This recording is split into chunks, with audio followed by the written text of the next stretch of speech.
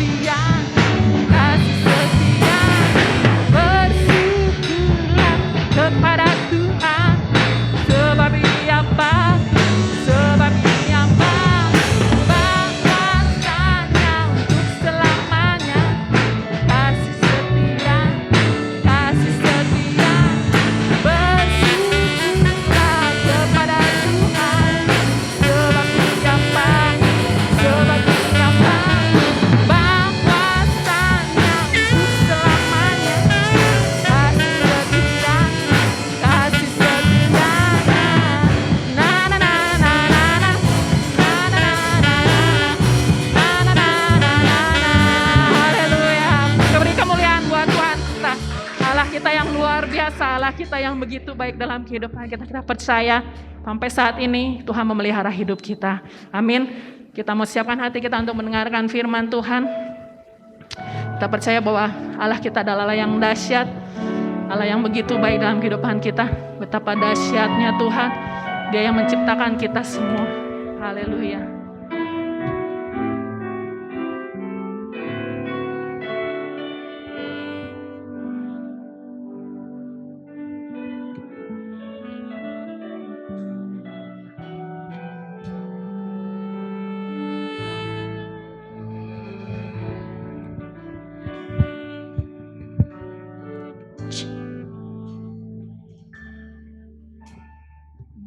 Betapa dahsyat Engkau Tuhan, haleluya Yesus, pencipta segala yang ada, dulu sekarang sampai selamanya. Ya, hanya Engkau Tuhan, hanya Engkau Tuhan.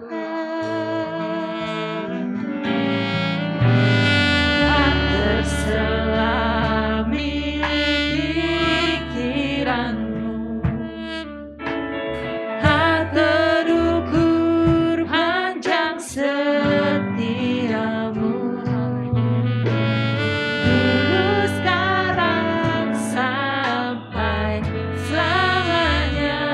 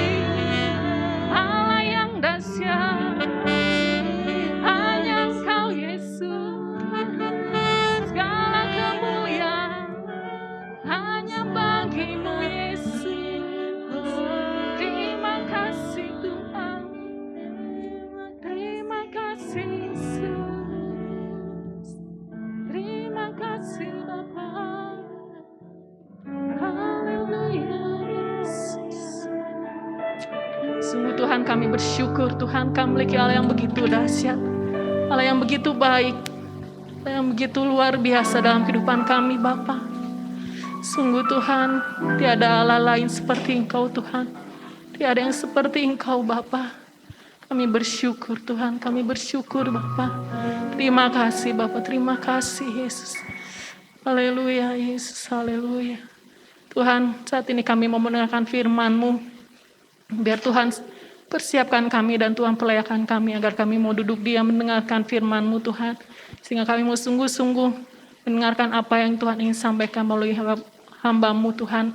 Dan juga urapi hamba-Mu dari ujung kepala sampai ujung kakinya. Sehingga setiap firman yang disampaikan itu benar-benar berasal daripada Tuhan. Dan boleh menjadi berkat buat setiap kami dan menjadi teguran juga buat setiap kami.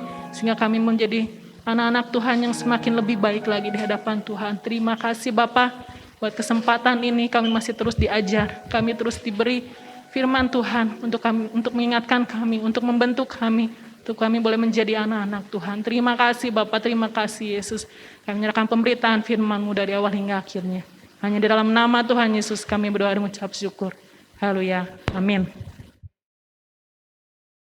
Baik, salam sejahtera bagi kita semua. Shalom. Ya. Baik Bapak Ibu, puji Tuhan, kita bersyukur pada hari ini kita bisa diberikan kesempatan oleh Tuhan untuk bisa kembali beribadah. Semuanya itu oleh karena anugerah dan kebaikan Tuhan bagi kita. Saudara, mari kita buka Alkitab kita di dalam Matius pasalnya yang kelima. Matius pasalnya yang kelima, ayat yang pertama sampai ayat yang ke-12. Ini adalah ayat yang sudah kita tahu semuanya, tetapi Alkitab berkata bahwa firman Tuhan itu selalu baru setiap hari. Kita percaya bahwa firman itu hidup bagi kita. Di dalam Matius pasal 5 ayat pertama sampai ayatnya yang ke-12. Matius pasal 5 ayat 1 sampai ayat yang ke-12. Ketika Yesus melihat orang banyak itu, naiklah ia ke atas bukit, dan setelah ia duduk, datanglah murid-muridnya kepadanya. Maka Yesus pun mulai berbicara dan mengajar mereka, katanya, Berbahagialah orang yang miskin di hadapan Allah, karena mereka lah yang mempunyai kerajaan sorga. berbahagialah orang yang berduka cita, karena mereka akan dihibur. Berbahagialah orang yang lemah lembut, karena mereka akan memiliki bumi. Berbahagialah orang yang lapar dan haus akan kebenaran, karena mereka akan dipuaskan. Berbahagialah orang yang murah hatinya, karena mereka akan beroleh kemurahan. Berbahagialah orang yang suci hatinya, karena mereka melihat Allah. Berbahagialah orang yang membawa damai, karena mereka akan disebut anak-anak Allah. Berbahagialah orang yang dianiaya oleh sebab kebenaran, karena mereka lah yang mempunyai kerajaan sorga. Berbahagialah kamu jika karena aku kamu dicela dan dianiaya, dan kepadamu difitnahkan segala yang jahat. Bersukacita dan bergembiralah, karena upahmu besar di sorga, sebab demikian juga aniaya nabi-nabi yang sebelum kamu. Amin. Baik Bapak Ibu, kita lihat firman Tuhan ini dari ayat pertama. Memang tidak semua ayat-ayat ini kita bahas, ada beberapa ayat saja. Tapi saya percaya hari ini adalah hari yang begitu baik bagi kita, karena tadi pagi saya merasakan aura yang berbeda di ruangan ini. Mungkin pada punya uang kali ya. Jadi auranya beda begitu. Ya saya percaya semua itu kalau Roh Kudus hadir bersama dengan kita. Amin. Ya, mau juga sebesar apa juga uang saudara, kalau nggak ada Roh Kudus dalam kehidupan kita, semuanya itu hampa, saudara. Nah, kita belajar hari ini dari khotbah Tuhan Yesus di bukit atau pengajaran Tuhan Yesus. Nah, saudara, Tema kita hari ini adalah kebahagiaan. Ada pujian anak sekolah minggu berkata, ke bukit-bukit ku naik, ke lembah-lembah ku turun. Aku mencari apa Bapak Ibu? Damai. Damai itu identik dengan kebahagiaan. Tetapi saudara, kita sudah tahu dan kita sudah mengerti bahwa dunia menjanjikan kebahagiaan, menjanjikan sukacita, sifatnya semu. Kita tahu orang-orang yang terpopuler, penyanyi-penyanyi yang begitu luar biasa, saudara. Secara kacamata dunia kita melihat mereka di panggung sepertinya bahagia. Tetapi setelah mereka turun dari panggung, mereka lebih malang dari orang-orang yang mengenal kebenaran. Ada banyak orang-orang yang terkenal, saya tidak perlu sebut namanya, baik artis, baik para penguasa, yang dunia mengagumi mereka, menyorot mereka dari segala sisi, dan mereka nilai bahwa mereka bahagia. Tetapi buktinya saudara, ada banyak orang itu mengakhiri kehidupan mereka dengan tragis. Ada yang mati karena alkohol, ada yang mati karena overdosis karena narkoba, ada yang bunuh diri, macam-macam saudara. Dunia tidak pernah menjanjikan kebahagiaan yang kekal. Atau dunia tidak pernah memberikan rasa bahagia yang sesungguhnya. Kenapa saudaraku? Karena dunia hanyalah sandiwara. Memberikan damai itu, memberikan kebahagiaan itu, memberikan tawa dan ketawa itu hanya sekedar sandiwara. Para komedi, stand up komedi itu, ya memang juga saya senang itu lihat-lihat. Ya sampai si Ernie bilang begini, kamu muter-muter yang ketawa aja. Saya bilang, ini kalau orang ketawa dari hati itu nambah imun. Tetapi kalau orang ketawa di atas penderitaan orang lain itu yang nggak benar, ya nggak apa-apa dong, kan nggak salah. Jadi kadang-kadang mereka ketawa, hahaha. Tapi saya coba searching di Google latar belakang mereka, bagaimana kehidupan mereka. Wah saudaraku, amburadul juga. Mereka bisa bikin orang ketawa, hahaha, hehehe. Tetapi di balik itu mereka menangis. Ya, ada banyak orang pelawak itu saudara. Mereka melawak dan membuat orang bisa ketawa terbahak-bahak. Sementara dia sengsara, menderita. Saudara, tetapi Tuhan Yesus menjanjikan kebahagiaan, menjanjikan sukacita, memberikan sukacita surgawi. Saudaraku, itu dampaknya sangat luar biasa. Ketika kita mendapatkan sukacita dan kebahagiaan surgawi, kita bisa ketawa, kita bisa tersenyum. Itu bukan sandiwara. Itu memang begitu kenyataan kehidupan kita. Makanya orang bilang, kenapa ya nggak susah orang itu? Tapi sepertinya bebannya banyak, tapi wajahnya kok ceria banget. Wajahnya kok sepertinya tidak punya beban. Saudaraku, itulah sukacita surga. Itulah sukacita surgawi. Itulah yang kita miliki dari Allah. Itulah yang Roh Kudus berikan dari kita. Itulah karakteristik orang-orang yang sudah mendapat kebenaran. Kalau orang dunia, saudaraku, dia hanya bisa ketawa, memamerkan ketawanya, memperlihatkan, mempertontonkan kebahagiaannya, tetapi itu hanya sementara. Itu semua sandiwara. Kenapa? Karena mereka belum menemukan kebahagiaan yang sesungguhnya. Kebahagiaan yang sesungguhnya kita hanya temukan di dalam Kristus. Hanya dekat Allah saja aku tenang. Hanya dekat Allah saja aku tenang. Itu tidak ada yang memungkiri itu, saudara. Mau sebelah kiri tombak, mau sebelah kanan ada meriam, mau di depan ada apa saja. Tetapi kalau kita dekat Allah, Alkitab katakan, di situ aku mendapat ketenangan. Amin Bapak Ibu. Orang yang panik, ya, orang yang suka panik, saudara, itulah orang yang juga tergesa-gesa, dan itu cenderung kacau, itu cenderung tidak menghasilkan damai, itu cenderung menghilangkan damai sejahtera. Tapi saya percaya dan saya pastikan hari ini, semua yang ada di tempat ini, semua kita yang beribadah di tempat ini adalah orang-orang yang bahagia jauh daripada kepanikan. Amin saudara. Mau sakit apa yang datang, jangan buru-buru. Aduh, ini jantung. Padahal dia masuk angin, saudara. Lalu sakit di belakang karena kurang minum. Waduh, ini urat tulang belakang saya terkejepit. Jangan-jangan ini. Waduh, pikirannya enggak. Itu orang-orang yang panik, saudara.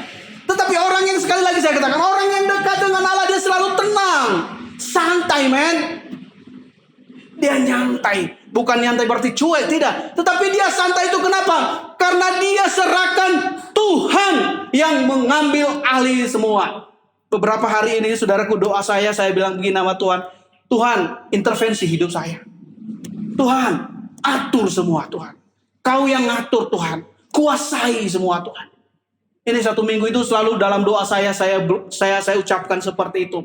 Tuhan, intervensi hidup saya, Tuhan. Jangan sampai dunia mengintervensi hidup saya. Tuhan, dunia susah.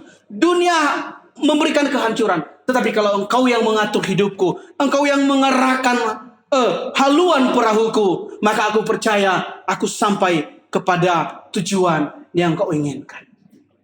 Saya percaya doa-doa kita hari-hari ini, ya, kita merindukan Allah menguasai seluruh kehidupan kita. Terutama pikiran kita ini, saudara. Kadang-kadang cara berpikir kita ini yang membuat kita gagal. Yang membuat kita gagal fokus itu cara berpikir kita, saudara. Tetapi pada hari ini Tuhan Yesus memberikan pengajaran kepada kita. Sebelum dia melakukan segala sesuatu, sebelum dia melanjutkan pengajaran-pengajarannya, saudaraku. Ini pengajaran awal yang Tuhan berikan kepada murid-muridnya, saudaraku. Di situ dikatakan, tadi pertama sekali, saudara, bahwa yang berbahagia itu adalah, berbahagialah orang yang miskin di hadapan Allah, karena merekalah yang mempunyai kerajaan sorga.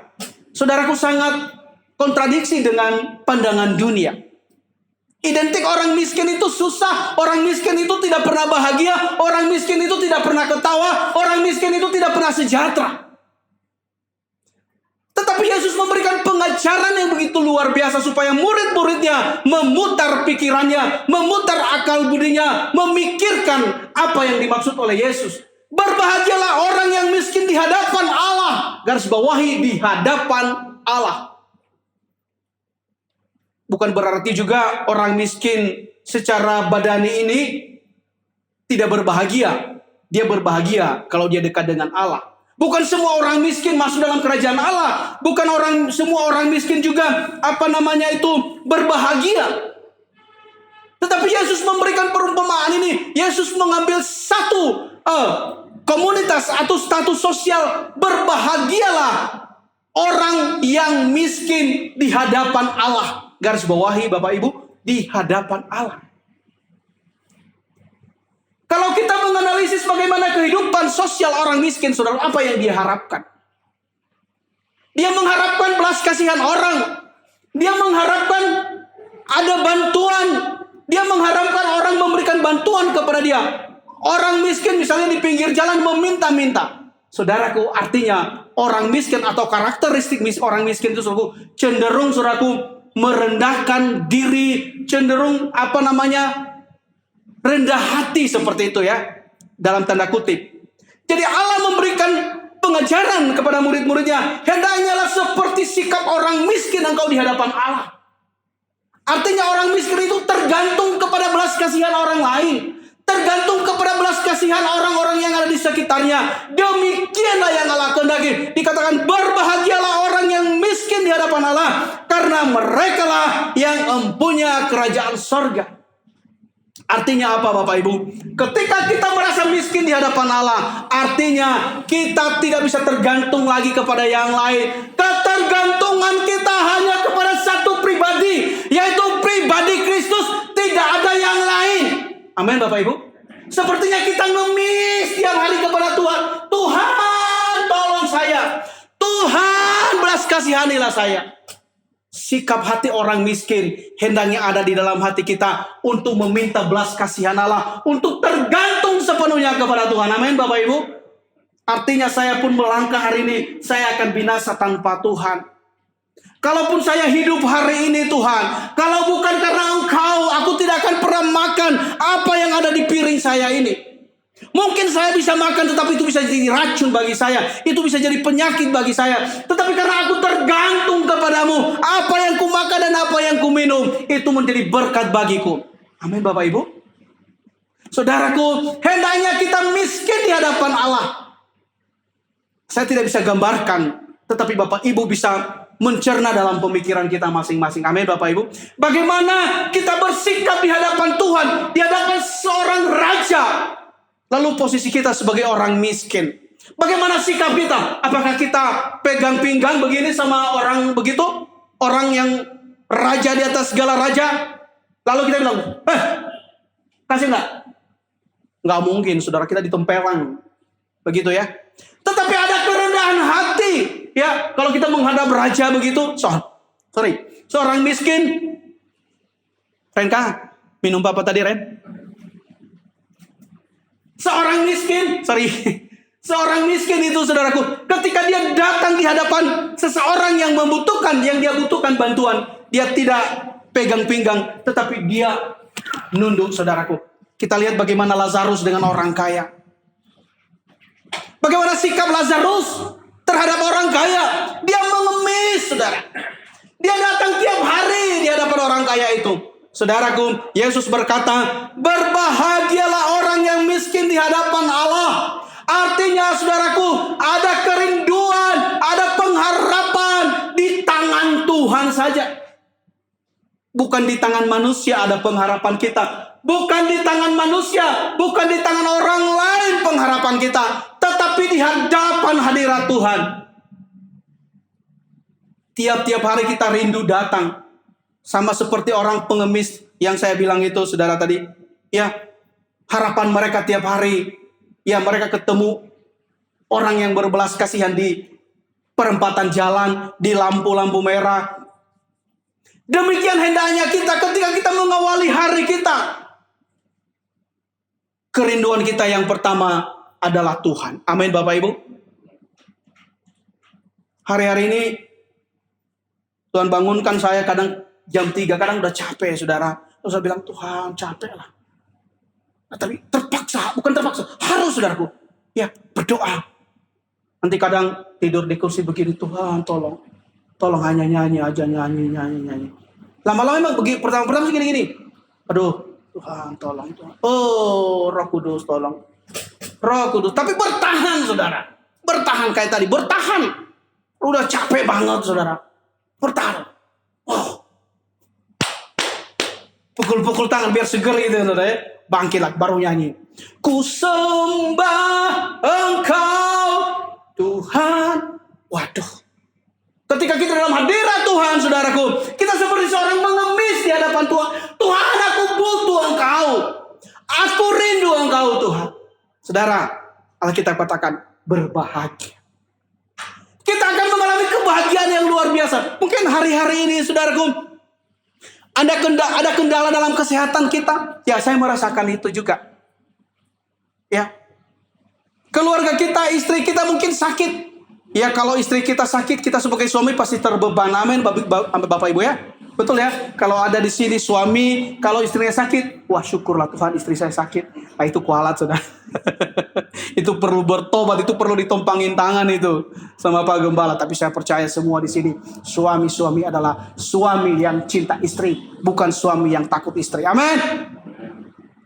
Loh, suaminya kok hanya Pak Gembala yang amin para suami-suami. Semua suami-suami di sini adalah orang-orang yang mencintai istrinya, orang-orang yang melihat istrinya itu seperti tidak ada wanita yang lain lagi. Maunya pria-pria, yes, itu atuh. Biar istrinya kelepak-kelepak nanti. Langsung dibilang, Pi, nanti saya traktir ya. Tumben kok ditraktir. Iya tadi, Bapak bilang, yes. Berarti bapak-bapak rugi. Nanti gak ditraktir sama ibu-ibunya. Saudara, saya yakin, saudaraku, ketika kita berhadapan dengan Allah dan memiliki sikap seperti seorang miskin yang mengemis kehadirannya, saudaraku, maka Alkitab katakan, Yesus berkata, berbahagialah orang yang miskin di hadapan Allah, karena mereka lah yang mempunyai kerajaan sorga. kerajaan sorga, saudaraku, kita bisa nikmati selama kita ada di dunia ini. Suasana kerajaan sorga itu bisa kita alami, bisa kita nikmati. Amin, Bapak Ibu. Suasana neraka juga bisa dialami oleh orang-orang dunia, orang-orang yang ada di dunia ini. Makanya kalau lagi bertengkar di rumah itu, saudaraku, kadang-kadang kedengaran begini, rumah ini seperti neraka. Ya, saya percaya dan saya berharap sebagai hamba Tuhan tidak ada kalimat itu dalam keluarga anak-anak Tuhan. Amin, Bapak Ibu. Ada kalimat, waduh, rumah kita ini seperti sorga ya, Mi. Seperti sorga ya, Ma. Seperti itu. Ya, hanya di sinetron-sinetron lah kita dengarkan, ini seperti neraka. Keluarga, rumah tangga anak Tuhan adalah keluarga yang dipenuhi dengan suasana kerajaan Allah. Amin, saudara. Kerajaan Allah adalah damai sejahtera, penuh dengan damai sejahtera. Saudaraku, kebahagiaan di hadapan Allah adalah ketika kita merendahkan diri di hadapan Allah. Ada kehausan di hadapan Allah, ada haus bertemu dengan Allah. Saudara, orang miskin pengharapannya adalah belas kasihan orang. Kita miskin di hadapan Allah, artinya saudaraku, kita berharap dari belas kasihan Tuhan saja. Kita hidup dari belas kasihan Tuhan. Kalaupun kita hari ini bisa makan, kalaupun kita hari ini bisnis kita bisa lancar, itu semua oleh karena belas kasihan Allah. Amin, Bapak Ibu. Semua oleh karena belas kasihan Allah. Kita bisa main musik hari ini, kita bisa mimpin pujian, saya bisa menyampaikan firman Tuhan, semua oleh karena belas kasihan Allah. Tadi di bangku saya berdoa, Tuhan, saya tidak memiliki apa-apa, kemampuan apa-apa, kefasihan lidah tidak ada artinya, Tuhan. Tolong urapi hamba-Mu. Setiap saya melayani, saudara, saya tidak pernah mengandalkan kemampuan saya atau persiapan apapun. Persiapan itu perlu. Amin, Bapak Ibu.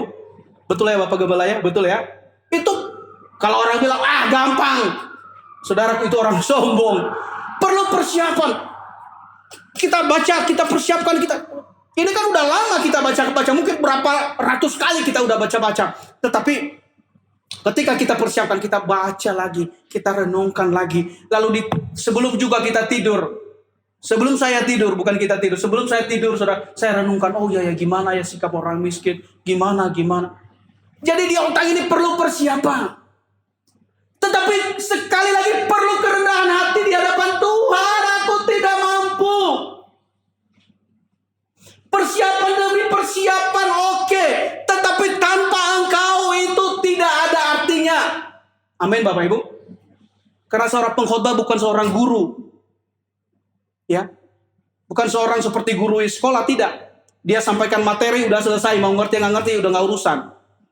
Itu kan ada, sorry ya, ibu-ibu guru, sorry bukan mengapakan guru, enggak. Kadang-kadang nggak semua guru seperti itu, nggak semua. Ya kalau guru Kristen ya saya pasti ya memberikan yang terbaik. Artinya begini, tidak ada satu seperti kalau hamba Tuhan kan setelah dia khotbah kan dia ada nggak yang salah. Kalau saya, saudara, kalau kurang persiapan atau misalnya ya kurang doa lah, saya sebelum khotbah itu saya nggak ada doa atau misalnya kurang doa. Setelah saya sampaikan firman, iblis nuduh saya loh, mendakwa saya. Nanti saya akan, tadi kau ngerti nggak kamu tadi sampaikan firman itu? Ada yang sakit hati loh. Sampaikan firman Tuhan itu tadi, kamu bodoh sekali, nggak benar tadi. Lalu, iya ya. Kadang-kadang saudara seperti itu. Tetapi ketika saya sampaikan firman Tuhan, saya persiapan saya, baik materinya, doanya, setan nggak bisa ngomong apa-apa, saudara. Dia nggak bisa nuduh saya. Dia nggak bisa mendakwa pikiran saya. Kadang-kadang itu, tahu nggak tadi, ketika aku sampaikan firman Tuhan, tuh Pak Herman tuh tersinggung loh. Lagian tersinggung bukan kebenaran yang disampaikan, salah yang kau sampaikan, makanya dia tersinggung. Iya ya. Itu iblis, saudaraku, dia nuduh. Hamba-hamba Tuhan itu dituduhnya, saudara. Makanya saya heran kalau ada hamba Tuhan kepedean menyampaikan firman Tuhan tanpa doa, tanpa baca teks, tanpa ulang-ulang lagi. Waduh, ini luar biasa hamba Tuhan yang super angkasa itu. Tapi saya percaya hamba Tuhan GBS nggak ada yang seperti itu. Perlu persiapan. Artinya Tuhan, aku tidak mampu. Ini memang beberapa kali saya sudah baca. Kita sudah baca. Tetapi perlu persiapan. Kalau guru, saudara. Ya, karena saya sudah pernah guru juga. Jadi pelajaran yang sudah sampaikan beberapa hari yang lalu, kalau saya ulangi lagi itu, ya bisa diulang tanpa baca lagi. Udah siap itu. Kalau firman Tuhan nggak bisa, saudara. Kita mesti baca lagi. Itulah kami hamba-hamba Tuhan, saudara. Perlu persiapan, kalau enggak, iblis nuduh kita. Salah kamu. Itu tadi jemaat pada tersinggung gara-gara perkataanmu. Iya, kalau kebenaran, salah ayatnya, salah kalimatmu, belepotan. Wah, semua dituduh, saudaraku. Tetapi ketika aku berdoa, dan ketika aku yakin di hadirat Tuhan, Tuhan menolong aku pede. Aku percaya diri bukan karena kemampuanku. Aku percaya diri karena roh Allah yang ada. Amin, Bapak Ibu. Demikian kita, saudaraku. Apa yang kita lakukan dalam keseharian kita, ketika kita sudah bersikap seorang miskin di hadapan Allah, maka engkau tidak bisa dituduh oleh iblis. Tetapi Roh Kudus meyakinkan engkau bahwa apa yang engkau lakukan itu sudah betul, sudah benar, dan itu menghasilkan hasil yang maksimal. Saudaraku, memang iblis kerjanya adalah menuduh, mendakwa, dan memberikan hal-hal yang tidak baik dalam kehidupan kita. Saudaraku, yang kedua adalah berbahagialah orang yang berduka cita. Pandangan dunia, saudaraku, orang yang berbahagia adalah orang-orang yang tidak ada peristiwa yang melukakan hatinya. Pandangan dunia, pandangan orang-orang dunia, orang yang berbahagia itu adalah orang-orang di mana kehidupannya tidak ada yang menyakiti dia, tidak ada yang kehilangan dari kehidupan dia. Tetapi Yesus bilang begini, ya, berbahagialah orang yang berduka cita. Ya. Dunia mengenal duka cita itu karena satu peristiwa. Misalnya kematian atau misalnya kecelakaan, dia berduka. Tetapi saudaraku, kedukaan yang dimaksudkan oleh Tuhan di sini adalah satu sikap hati yang menyesal akan pelanggaran-pelanggaran kita, akan dosa-dosa yang sudah kita perbuat, saudaraku. Kita berduka karena kesalahan kita. Kita berduka karena kelalaian kita. Waduh, Tuhan, ampuni aku, Tuhan, hari ini tadi aku sudah melukai hati orang. Oh, tidak sengaja, Tuhan, aku mengatakan perkataan yang tidak baik kepada orang. Dan itu bukan, kita tidak anggap sepele. Itu adalah satu perbuatan yang tidak baik, adalah satu perbuatan yang tidak benar. Lalu kita berduka karena itu. Kita minta ampun kepada Tuhan. Tuhan, ampuni aku, Tuhan. Aku sudah melukai hati istriku. Ya, kadang-kadang saudaraku, saya di rumah itu, saudaraku, kadang-kadang ceplos begitu ya. Saya pikir itu nggak melukai hati istri saya.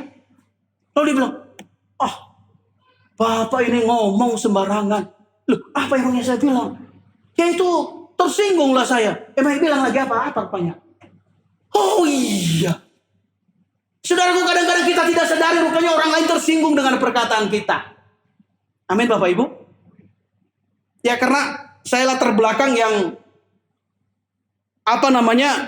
ya begitulah. Jadi asal ngomong begitu ya.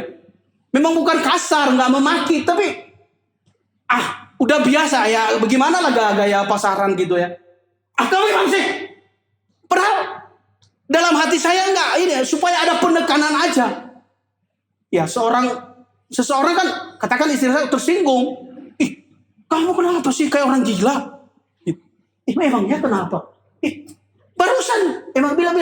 Ya karena saya nggak sadar, saya nggak tahu atau tersinggung. Udah, coba bilang, biar nggak saya ulangi lagi. Oh ya, oke, saya nggak ulangin lagi.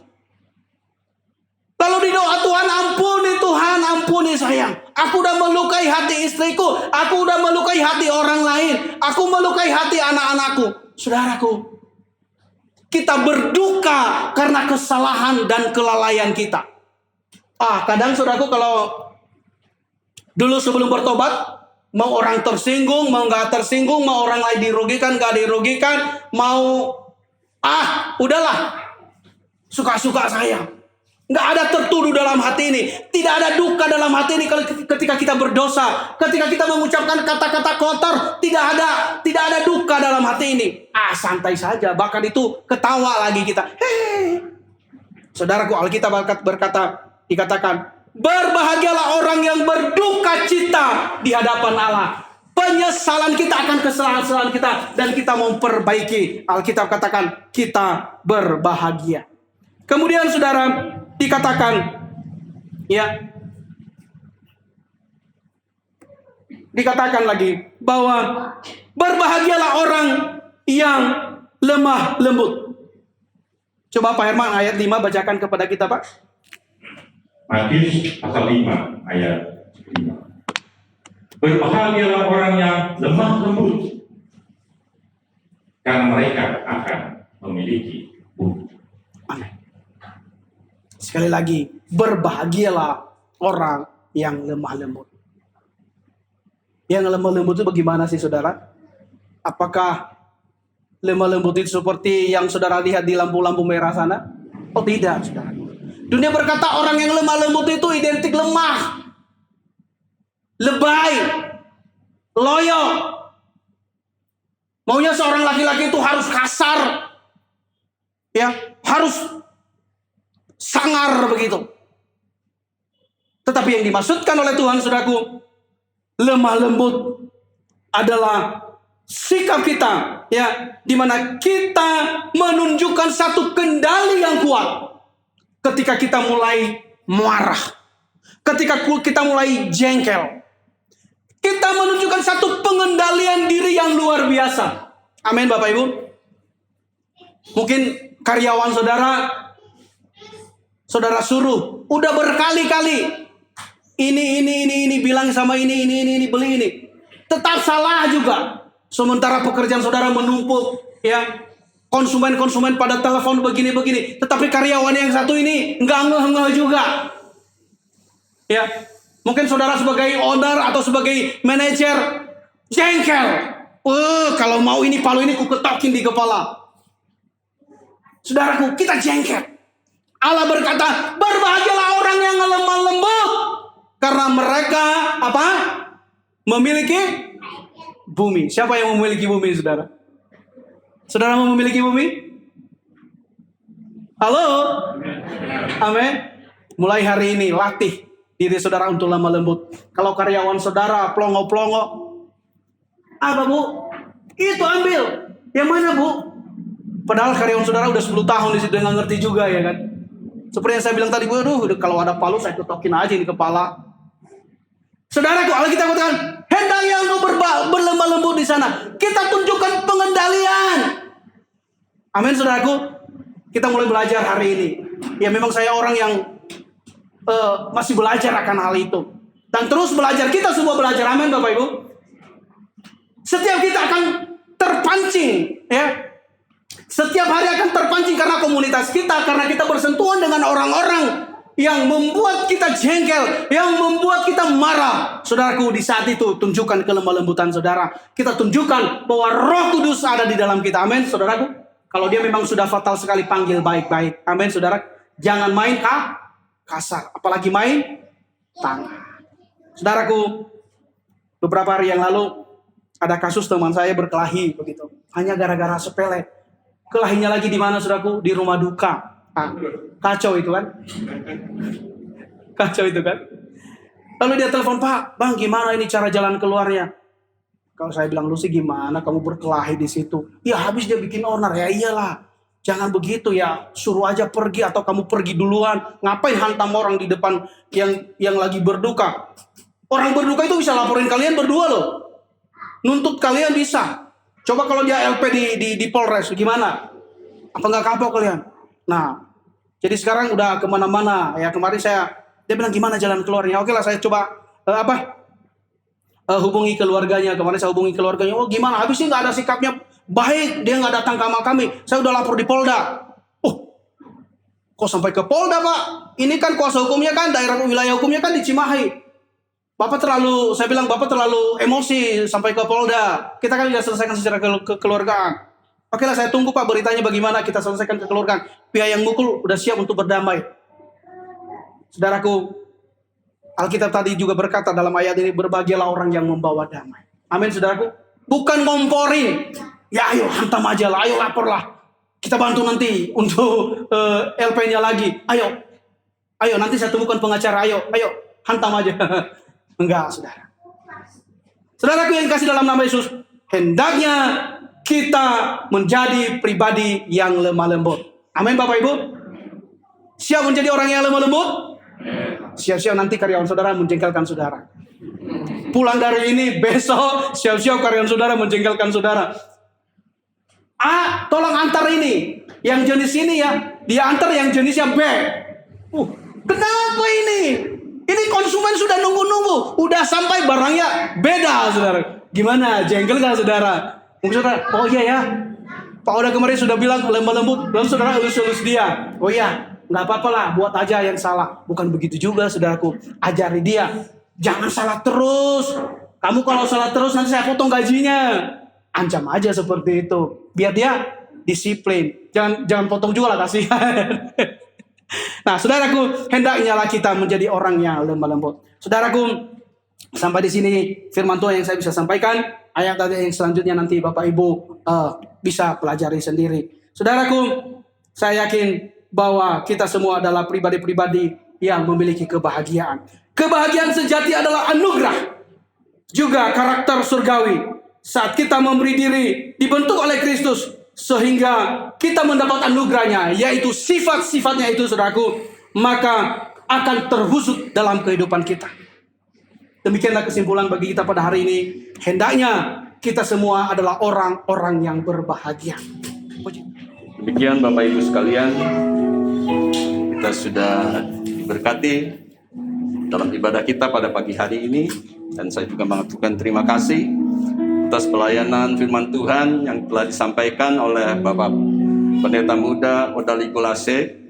Kiranya boleh membimbing kita firman-Nya untuk karakter kita terus belajar, ya, apa yang Tuhan inginkan, sehingga kita mengalami kebahagiaan yang sejati. Amin. Puji nama Tuhan. Mari kita akan akhiri ibadah kita. Kita semua akan bangkit berdiri. Bapa Surgawi, kami bersyukur kepadamu pada pagi hari ini. Engkau sudah menyertai ibadah kami secara onsite di tempat ini dari permulaan sampai dengan selesainya.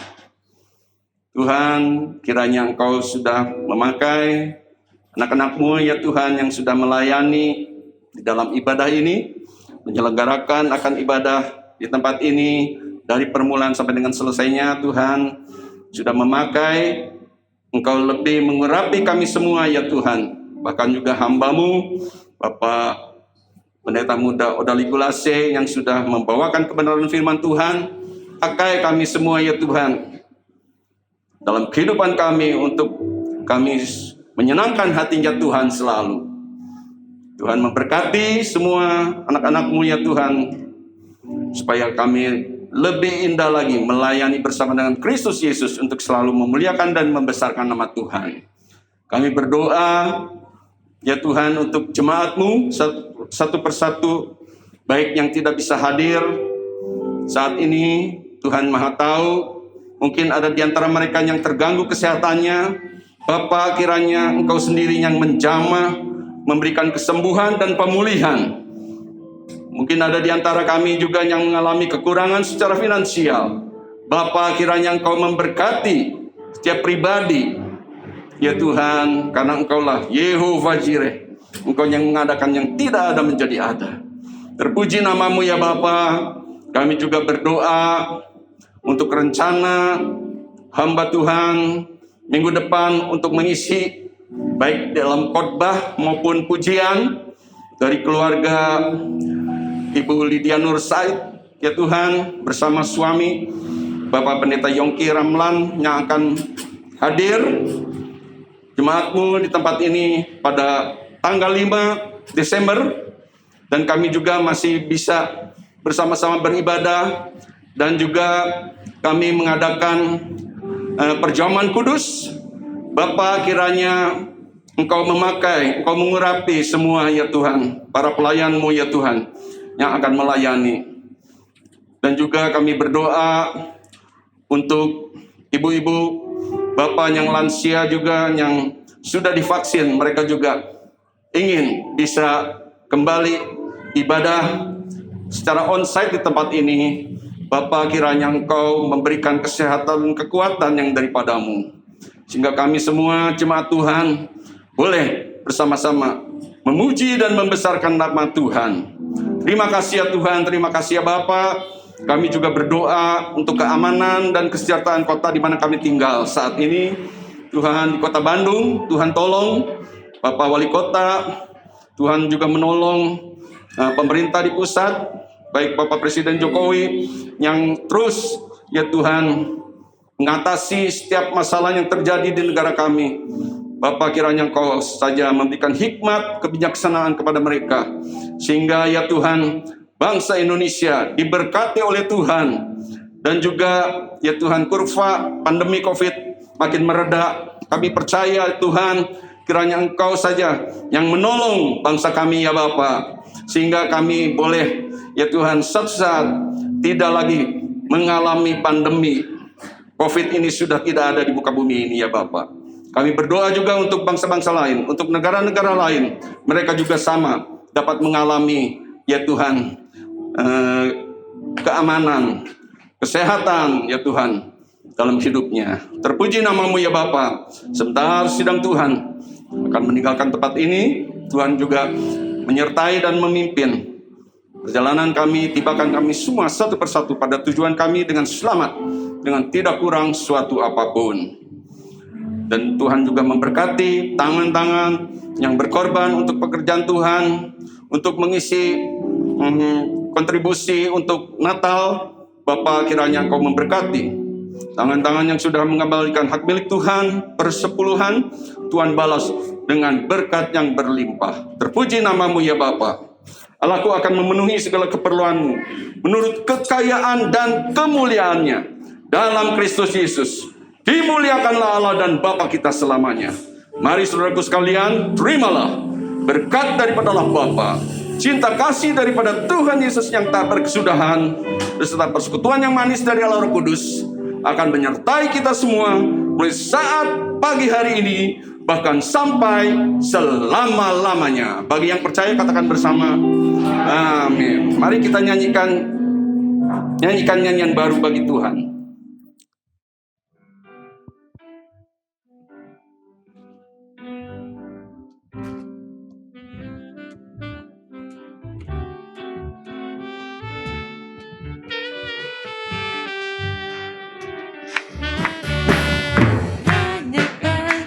Nyanyian baru bagi Tuhan, nyatakan bukti kasih setianya. Biar semua yang bernafas memuji Dia. Telah ajar perbuatan tangannya. Mari bersorak-soraklah semua umat pilihan, besar dan agungkan namanya di seluruh bumi. Saksikanlah Injil Yesus, serukan kesempatannya sampai bumi penuh kemuliaannya. Nyanyikan nyanyian baru bagi Tuhan, nyata terbukti